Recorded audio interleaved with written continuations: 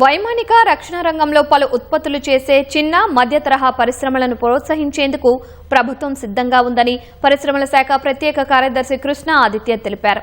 Indian chamber of commerce ఆధ్వర్యంలో రక్షణ వైమానిక రంగంలో ఎంఎస్ఎంఈల పాత్ర అనే అంశంపై సదస్సు నిర్వహించారు.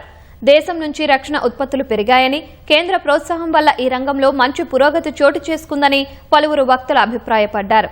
పలు కంపెనీలు ఎంఎస్ఎంఈలతో అవగాహన ఒప్పందం కుదుర్చుకున్నాయి. Aerospace, space, defence, drone segments అనేది చాలా డైనమిక్ సెక్టర్. ఖచ్చితంగా మనం డిఫెన్స్ని, ఏరోస్పేస్ని, స్పేస్ సెగ్మెంట్ని ఖచ్చితంగా ఈ ఏదైతే అడ్వాంటేజ్ ఉంటుందో హైదరాబాద్కి, తెలంగాణకి మనం క్యూర్ ఏరియాలో ఖచ్చితంగా ప్రమోట్ చేస్తాం. ఏవైతే ఇష్యూస్ ఉంటాయో ఖచ్చితంగా సార్ట్అవుట్ చేస్తాము.